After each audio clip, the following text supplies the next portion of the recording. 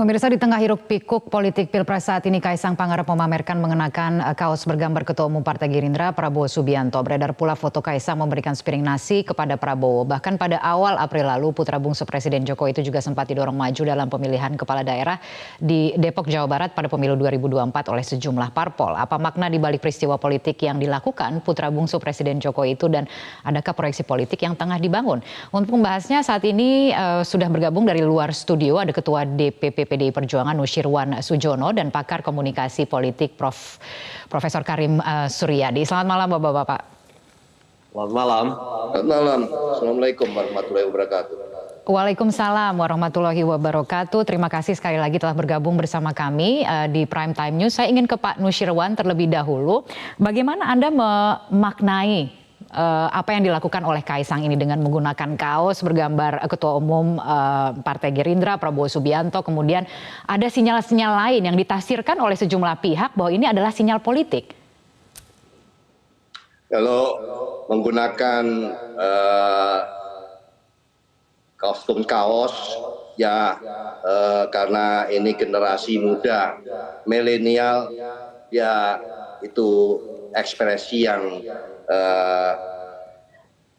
wajar saja ditampilkan oleh semua pihak, dan tentu kalau dihubung-hubungkan, diotak-atik dengan beberapa proses kejadian dan kegiatan-kegiatan, ya masing-masing itu bisa mempunyai cara menilainya sendiri-sendiri. Apalagi sekarang lagi musimnya untuk menilai, mengevaluasi, tapi buat kami tidak masalah karena tentu keputusan politik tidak hanya didasari oleh menggunakan kostum apa. Jadi terlalu jauh lah ya kalau hanya ditinjau dari apa kegiatan penggunaan atribut dan sebagainya. Dan tentu bahwa itu kita juga harus melihat pada situasi seperti apa. Baik, betul. Betul Anda katakan tadi bahwa di tengah tahun politik semua orang menjadi lebih peka, termasuk misalnya penggunaan kaos dengan warna tertentu, dan ini adalah kaos dengan muka orang tertentu yang jelas-jelas itu kemudian sudah dideklarasikan akan maju sebagai salah satu capres yang akan berkontestasi pada pemilu 2024. Jadi PDIP tidak merasa terganggu dengan itu? Hanya ekspresi anak muda. Itu bisa saja sekarang Metro TV semuanya disuruh pakai seragam partai tertentu juga tidak apa-apa gitu ya. Selama pemberitaannya tentu harus fair dan tidak terlalu harus otak-atik gitu kan. Baik, kalau begitu saya beralih ke Prof. Karim untuk mengomentari hal ini. Banyak yang kemudian menafsirkan bahwa ini adalah sinyal-sinyal politik ketika kemudian dengan secara gamblang kita melihat putra bungsu Presiden Jokowi, Kaisang Pangarep menggunakan kaos dengan gambar tertentu begitu ya, dengan gambar Ketua Umum Partai Gerindra Prabowo Subianto. Anda adalah pakar komunikasi politik, apakah ini secara gamblang sinyal politik yang sedang disampaikan oleh putra bungsu Presiden tersebut? Ya, bahwa ini punya makna politik tentu gitu ya, karena saya yakin ketika Kaisang memilih kaos ini dilandasi oleh pilihan. Tetapi menurut saya ini maknanya tidak tunggal dukungan politik, tidak tunggal sebagai lambang kedekatan politik atau kedekatan dengan pribadi Prabowo, tidak juga tunggal sebagai ekspresi yang bebas politik. Nah, saya coba menggali gitu ya, bagaimana tanggapan keluarga Jokowi atas peristiwa ini. Gibran sendiri mengaku tidak tahu apa motif dibalik Kaisang menggunakan kaos ini. Tapi dia jelas mengatakan mungkin itu kekaguman Kaisang terhadap sosok Prabowo, seperti halnya juga dia mengagumi sosok Ibas. Jadi kalau dibaca dalam konteks ini mencerminkan bagaimana Presiden Joko Widodo memberikan kebebasan berekspresi kepada putra-putrinya di satu sisi, di sisi lain betapa keluarga ini sangat terbuka dan harmonis. Itu yang pertama. Nah, yang kedua, untuk menjadi sebuah dukungan yang bulat, tentu ini tidak cukup hanya dengan menggunakan kaos, tidak cukup dengan menggunakan simbol, tapi harus ada endorsement yang secara verbal dinyatakan untuk itu. Dan karena sampai hari ini belum ada, maka menurut saya tidak mengatakan ini sebagai dukungan secara resmi. Meskipun kita tahu memang kedekatan Prabowo dengan keluarga Presiden Joko Widodo itu kan sudah dibangun sejak lama. Misalnya pada bulan Januari, Prabowo berdiskusi dengan Gibran, berdiskusi dengan Bobi. Kemudian dalam peringatan Perindo, Presiden Jokowi juga menyatakan 2024 jatahnya Prabowo sebagai presiden. Tapi diimpi-impi setelah sebelumnya kalah. Tapi ketika peringatan Golkar juga, Jokowi menyanjung Airlangga Hartarto gitu ya. Jadi menurut saya Jokowi ingin menciptakan rasa nyaman kepada semua pembantunya dan memberikan ruang yang sama, kemerdekaan yang sama untuk maju. Perkara menang dan kalah sepertinya diserahkan kepada usaha masing-masing dan takdir masing-masing. Jadi dengan membaca konteks itu, sayangnya saya tidak tahu satu konteks ya. Konteks ketika Kaisang menggunakan kaos itu sedang apa. Ketika misalnya podcastan, apakah podcastnya temanya Prabowo atau apa, saya tidak tahu. Itu satu variabel yang tidak saya ketahui. Tetapi terlepas dari konteks podcastnya temanya apa, tapi ini tidak pure, hanya ekspresi biasa. Tetapi kendati demikian tidak bisa dibaca secara tunggal karena ada konteks yang menjelaskan tentang preferensi personal, kedekatan keluarga, dan lain-lain. Oke, tapi mungkin bisa dikonkretkan lagi, artinya memang sebenarnya tidak ada yang salah begitu dengan apa yang dilakukan oleh putra bungsu dari Presiden Jokowi ini, Kaisang, begitu, ketika misalnya menunjukkan kekaguman gitu. Anggaplah seperti itu ekspresi kekaguman, ekspresi tertarikan. Bagaimana kemudian membedakan begitu, mana yang sebenarnya adalah sinyal politik atau mana yang sebenarnya hanya karena pilihan yang tidak ada motif apa-apa di belakangnya? Saya bilang tidak mungkin itu tidak ada motif apa-apa ya, tetapi kode itu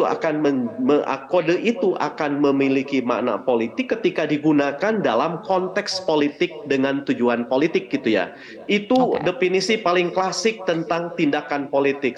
Konteksnya konteks politik, tujuannya tujuan politik, bahasa dan simbolnya akan tertarik secara politik. Jadi meskipun bahasanya bukan bahasa politik, tapi ketika digunakan dalam konteks dan tujuan politik, dia akan menjadi politis. Nah, saya katakan tadi, ini konteks Kaisang menggunakan kaos itu dalam rangka apa? Tapi saya duga itu dalam rangka podcast. Kalau podcast temanya apa gitu kan? Nah, jadi saya tidak bulat mengatakan ini sebagai sebuah dukungan politik bagi pencapresan Prabowo. Karena banyak variabel yang menentang itu gitu ya, selain penjelasan Gibran tentang diduga kedekatan, bahwa Kaisang mengidolakan sosok Prabowo gitu ya, itu kan personal. Belum sebab meskipun misalnya ada orang yang mengatakan Jokowi tidak secara terang-terangan mendukung Ganjar, menurut saya itu tidak perlu. Mengapa? Saya yakin bahwa ketika seseorang masuk dan menjadi bagian dari sebuah partai politik, dia adalah onderdilnya partai politik itu, dia menjadi bagian tak terpisahkan. Oleh karena itu maka dia tidak bisa bersuara lain, dia tidak bisa bersikap lain kecuali mengamini keputusan partainya. Dan itu akan diikuti oleh Jokowi, termasuk akan diikuti oleh putra-putrinya. Sebab dalam berita sebelumnya saja bila memilih partai yang berbeda kan ada sanksinya. Jadi begitu kan ya menurut saya. Jadi pesan ini tidak tunggal, tidak polos tanpa politik, tetapi kalau dibaca sebagai dukungan politik terlalu dini karena ada penjelasan lain, misalnya penjelasan yang mementahkan dari kakaknya sendiri. Kalau kakaknya sendiri tidak tahu motifnya, apalagi saya. Soal salah dan benar, tadi Pak Susriowan sudah mengatakan tidak jadi soal gitu kan. Jadi menurut saya ini ekspresi personal Kaisang, bahwa itu dibaca sebagai motif politik jelas karena sosok yang dipakainya adalah tokoh politik di tahun politik, meskipun motif yang didasarkan oleh konteks pemakaian itu tidak terbaca gitu ya. Ya, baik. Kita akan lanjutkan perbincangannya sesaat lagi, tapi bagaimana kemudian akan kita bahas jika memang sesungguhnya itu ada pesan politik yang ingin disampaikan oleh Partai Gerindra. Nanti akan kami hadirkan, ada satu tayangan yang mungkin bisa dikomentari bersama-sama, tapi kami jeda terlebih dahulu dan perbincangan ini akan dilanjutkan sesaat lagi. Ya, pemirsa, kembali kami lanjutkan dialog yang tadi sempat terputus. Di sini sudah bergabung tadi Ketua DPP di Perjuangan Nusyirwan Sujono dan juga pakar komunikasi politik Prof. Karim Suryadi. Saya ingin ke Pak Nusyirwan untuk mengomentari begitu ya, bahwa kemudian tadi Anda mengatakan tidak ada salahnya. Ini konteksnya adalah bicara soal kaos begitu. Pak Nusyirwan mengatakan ini sebenarnya hal yang remeh-temeh begitu. Mengapa harus ditafsirkan gitu kaos yang digunakan oleh Kaisang begitu. Nah, tapi ketika kemudian ada ketertarikan dari parpol lain untuk misalnya meminang Kaisang, apakah ini sesuatu yang mengkhawatirkan bagi PDIP? Jangan lupa, pada saat kakaknya mau maju menjadi wali kota Solo, Mas Gibran, itu sama dengan saat ini. Banyak sekali partai yang mengendorse untuk apakah sebutannya meminang, mendukung, dan sebagainya. Pada akhirnya Mas Gibran pun akhirnya kembali kepada rumah besar orang tuanya, yaitu di PDI Perjuangan. Daftarnya yang pertama kali di situ. Itu yang terjadi pada saat itu. Itu yang kami anggap bahwa tentu ayahnya, bapaknya, Pak Jokowi tentu akan ada komunikasi bersama-sama dengan putranya. Jadi tidak apa-apa kalau sekarang bagus-bagus saja para kader-kader kami itu banyak yang ingin minang, itu kan lebih bagus gitu. Tapi nanti akhirnya sudah akan disadari seharusnya pintunya lewat mana. Itu bukan kami ngarang, itu kejadian pada saat kakaknya pada waktu itu akan maju di pemilihan kepala daerah di kota Solo, kota Surakarta. Oke. Jadi justru bagus begitu ya artinya. Tapi ke depan akan seperti apa? Artinya kemudian kita mendengar misalnya ada kasus di mana paling tidak secara aturan internal partai diketahui bahwa dalam satu keluarga itu tidak boleh punya aspirasi politik yang berbeda begitu. Nah, apa pertimbangannya sebenarnya Pak Nusyirwan? Mengapa tidak diperbolehkan? Apa pertimbangannya? Ya itu ketentuan di partai memang demikian. Jadi tidak bisa bahwa kalau misalnya orang tuanya di partai A, kemudian istrinya di partai B, anaknya di partai C, itu tidak mungkin di tempat kami. Itu ketentuan yang berada di PDI Perjuangan. Jadi kalau ditanya bagaimana kok bisa begitu, itu adalah ketentuan, kita harus ikuti. Oke, baik. Kalau begitu saya ingin ke Prof. Karim untuk mengomentari begitu ya. Artinya ke depan kita melihat bahwa lagi-lagi harus melihat konteks besarnya juga begitu. Seperti apa kemudian ini akan berkembang. Tapi Anda melihatnya seperti apa ketika kemudian ada parpol lain yang kemudian seperti mengkapitalisasi melihat bahwa ada popularitas dari putra bungsu Presiden Jokowi yang kemudian dikatakan tadi sebenarnya punya kans gitu untuk terjun ke dunia politik. Lalu seharusnya bagaimana seorang Kaisang itu berperilaku paling tidak untuk supaya tidak salah ditafsirkan oleh banyak orang? Saya punya dua hal ya. Yang pertama, secara teori memang banyak motif bagi seseorang untuk masuk menjadi anggota partai politik. Salah satunya adalah ketertarikan kepada tokoh yang dinisbatkan sebagai ikon partai. Tetapi tidak ada teori yang menjelaskan bahwa kesukaan pada tokoh, kekaguman pada tokoh yang dinisbatkan sebagai ikon partai, seperti di PDIP Ibu Mega, di Gerindra Pak Prabowo, itu menjadi syarat mutlak atau menjadi langkah pasti bagi masuknya seseorang menjadi anggota partai politik. Teramat banyak fakta yang menunjukkan bahwa ia berada di partai A tetapi mengagumi tokoh di partai B, partai C. Seperti bahkan dikatakan oleh Mas Gibran sendiri, dia kukuh di PDIP tetapi mengaku ya itu personal saja, seperti saya kagum kepada sosok Mas Ibas. Itu yang pertama. Yang kedua, dimanapun keluarga presiden, keluarga pertahanan itu selalu menjadi magma politik yang luar biasa, punya daya pikat, punya daya tarik. Mengapa? Karena memang bukan saja masyarakat, mata kamera media pun tidak pernah lepas dari keluarga ini kan. Sehingga menurut saya wajar kalau ada partai politik yang mencoba memanfaatkan ini, ya barangkali berharap mendapatkan berkah. Atau kalau saya sebut Ben Wahon kan terlalu nggak enak ya. mengharap berkah ketenaran kan gitu, sebab dalam politik kan kedekatan secara geografis akan dibaca sebagai kedekatan secara psikologis, emosional, padahal belum tentu. Itulah sebabnya mengapa misalnya eh, sosok artis digait, sosok pesohor digait ya untuk mendapatkan berkah itu. Jadi menurut saya ini sebuah kode yang multitafsir, masih generik, tidak mengandung fokus, meskipun bahwa motif-motif politik seperti itu ada. Tetapi saya lebih yakin dengan apa yang dikatakan oleh kakaknya yakni Mas Gibran, bahwa itu merupakan ekspresi kekaguman pada Prabowo secara personal yang disampaikan oleh Kaisang secara personal pula. Bahwa apakah ini kekaguman ini akan mendorong dia untuk masuk Gerindra, ya tadi sudah disampaikan bagaimana batasan-batasannya. Artinya apa? Artinya ketika seorang Kaisang masuk menjadi anggota Gerindra, ini kan akan ada pertentangan di dalam keluarga. Jadi menurut saya menjadi jelas sekarang bahwa untuk berbeda pilihan di keluarga bagi keluarga PDIP itu akan harus melalui diskusi keluarga yang amat dalam begitu ya. Karena memang keluarga diharuskan satu sikap dalam politik dan itu kita hargai sebagai ideologisasi PDIP ya. Saya menghormati dan bahkan kagum karena saya terus terang ingin mendorong bahwa partai-partai politik itu punya preferensi ideologis, sehingga pilihan seseorang untuk bergabung dengan sebuah partai sekaligus juga menolak untuk bergabung menjadi partai lain. Sehingga jenis kelamin seorang politisi itu jelas, dia berdiri di partai mana, masuk ke partai mana, berpendirian seperti partai apa, dan itu juga akan dibaca dia menolak untuk menjadi dan mengatakan yang lain.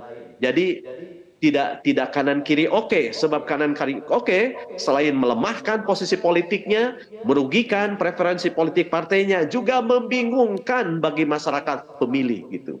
Kalau Pak Nusirwan tegas mengatakan PDIP, ya jelas berarti Pak Nusirwan menolak menjadi bagian dari Gerindra atau partai lain.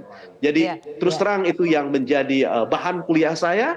Mari kita kembalikan partai politik pada kediriannya sebagai sebagai bagian dari itu. Sebab partai politik hanya akan tegak ketika dia kukuh pada political platform atau nilai dasar yang menjadi preferensi politik dalam membangun masyarakat yang dicita-citakan. Bagi manusia, jenis kelamin menjadi penanda, bagi partai politik, political platform menjadi pembeda. Jadi intinya seperti itu. Baik, satu pertanyaan terakhir saya ingin ke Pak Nusirwan dan juga ke Prof. Karim juga untuk mengomentari, ada implikasinya terhadap pemilih PDIP? Artinya kalau kita melihat dikatakan ini, tadi Anda mengatakan satu suara begitu dari partai, melihat ini sesuatu yang wajar-wajar saja dilakukan oleh seorang anak muda yang memang punya gaya dan ekspresi yang berbeda mungkin, tapi ada implikasinya kepada pemilih PDIP yang melihat hal-hal seperti ini menurut Anda? Tentu masing-masing personal tentu ada penilaian itu kan wajar-wajar saja. Jadi tapi kami yakin betul karena seluruh jajaran kami itu sudah mengerti, tidak separuh-separuh artinya, mengerti secara utuh apa yang harus dilakukan, sikap apa yang akan diberikan, maka lambat laun tentu akhirnya tidak boleh juga disalahkan ekspresi, namanya juga anak muda, bolehlah nyoba-nyoba atau katakanlah untuk sekedar untuk memunculkan sikap, ya tidak apa-apa. Tapi tentu pada waktu yang akan memberikan pemahaman dan kematangan di masing-masing kita semua untuk bisa bersikap, dan itu pada saatnya nanti akan muncul itu, tidak usah dikhawatirkan, dan tentu teman-teman sudah bisa memahami hal tersebut. Tadi saya sudah memberikan contoh kakaknya sendiri, dan itu seperti yang Pak Karim tadi sampaikan, ada momen politik yang akan memberikan jawaban sikap tersebut. Jadi ukurannya saya sepakat dengan Pak Karim yang tentu akan lebih bagus apabila Pak Karim yang menjelaskan. Kalau saya, ya saja Pak Nusirwan tentu akan mengatakan demikian. Tapi kalau yang Pak Karim yang menyampaikan itu akan lebih fair, lebih adil. Berbagai pihak boleh menilai sikap PDI Perjuangan yang demikian itu tepat atau tidak. Maka ini adalah sebuah pendidikan politik juga bagi generasi ke depan tentang sikap, tentang proses karir politik, dan semua itu tentu akan membutuhkan waktu. Jadi semoga kita tidak terlalu mudah hanyut dengan hal-hal yang aspeknya tidak terlalu menjadi hal yang prinsip. Baik, terima kasih Pak Nusirwan dan juga Prof. Karim telah bergabung bersama kami di Prime Time News. Selamat malam.